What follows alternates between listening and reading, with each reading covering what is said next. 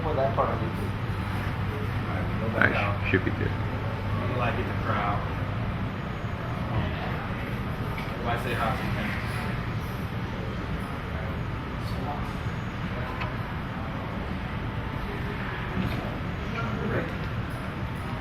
Alright, good afternoon, ladies and gentlemen.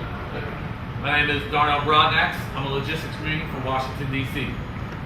Right, today, I want to tell you a story about a prolific tennis player named Arthur Ashe.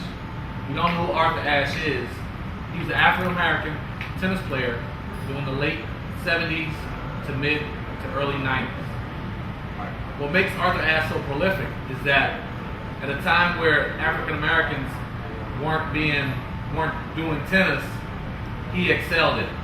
He had over 800 career wins, and he was the first and only African-American male to win Wimbledon, which, if you don't know what Wimbledon is, it's a Super Bowl in the tennis world.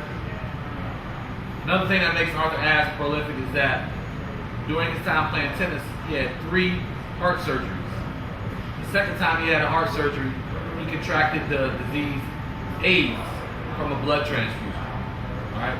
With this, he created awareness for AIDS, offered many foundations, and now the U.S. Open, which is the United States' tennis championship, is named, the stadium is named after Arthur Ashe. So he contributed a lot to the sport, and then he also used that sport to make awareness of a tragic disease that's affecting millions of Americans to this day. With that being said, today I'm going to talk to you about tennis and the forehand swing in tennis. The reason why I'm going to talk to you about this is because the forehand swing, if perfected, can allow any player, advanced all the way to amateur, the skills necessarily to win any tennis match. I'm going to do this because for the past year and a half, I've been involved in tennis, and I've also been receiving personal instruction from a semi-pro and an amateur pro within the tennis world. So, things I'm going to talk to you today about are going to be the actual tennis racket that you're going to need to perform the forehand swing. I'm also going to talk to you about some grip styles, how you actually hold the racket, and I'm also going to talk to you about some footwork. Footwork is essential in any sport, and tennis more so. So with that being said, anytime you want to make a forehand swing, you got to have one key component, and that is a tennis racket. With this tennis racket, we have something that's called the sweet spot. The racket head itself can come in 3 different sizes. The bigger the racket head, the smaller the sweet spot.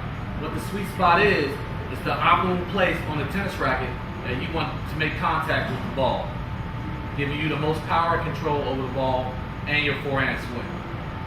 The next thing with regards to the tennis racket is the actual material that it's made out of. Right, this one's carbon fiber, lightweight, and what a lightweight racket will do, it will give you more speed as far as getting to the ball. The other thing about a lightweight racket is it gives you less control. So you as a player, either beginning or ending, is going to determine whether you need a heavier racket for more control or a lighter racket for more speed and power on the ball. Now that I've talked to you a little bit about the racket and what you're going to use, I'm going to talk to you now about actual grip. With the grip, it's actually the way you hold the racket in order to make contact with the ball. What I use now is called the Western grip. The reason why it's called the Western grip is because in the Western world, we're known to shake hands. When you shake hands, put your hand out, somebody shakes your hand. The Western grip is just that. If I was holding a racket, I would take it just like I'm shaking somebody's hand, and that's the way I would hold the racket in order to make contact with the ball in my forehand swing. Another thing with the grip is the pressure that you actually apply to the handle when you make contact with the ball. If you got a Western grip, and just like in a handshake, if you squeeze too hard, nobody's going to want to shake your hand. If you squeeze this racket handle too hard, you make contact with the ball, you're going to cause vibrations. It's going to make you lose control of the ball and where you want to place it when you hit it back. So grip is very important. You want a nice, steady grip, just like you're shaking someone's hand. You don't want it too tight, you don't want it too loose. Now that I've talked to you about the grip style, the next thing I'm going to go into is the actual footwork. Footwork is very important to any tennis player. The more agile and ready you are to react to where the ball is coming from, and to the left and to the right, it's going to dictate how fast you get to that ball and how fast you can return it with your forehand swing. With your footwork, it's something called the jump step. Jump step is just that. You're taking a slight hop off the ground as soon as your opponent makes contact with the ball. Once the opponent makes contact with the ball, you jump. What that jump does, it prepares you to move either to the right, to the left, back or forward, so you can get a better sprint on the ball. All right. Now what I'm going to do is I'm going to kind of recap everything that I kind of talked about today. The first thing we talked about was the actual racket, the sweet spot. Remember the sweet spot, and actually what the racket is made of. Right. The next thing we talked about was actual grips.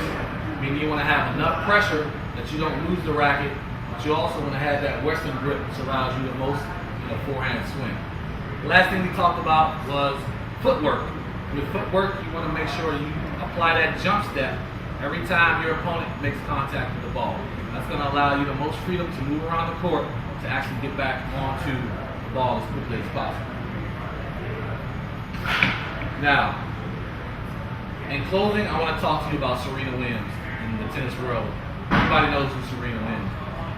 And if you don't think tennis pays off, just to give you a couple stats on Serena Williams. Year to date, she has made over $5 million in the tennis matches that she's played in. Her career, spanning 11 years, she's made over $40,000 just by swinging the forehand swing in tennis. She's only 31 years old, and she has over 549 career wins. And that's just a little fact about Serena Williams. And that concludes my speech. Thank you.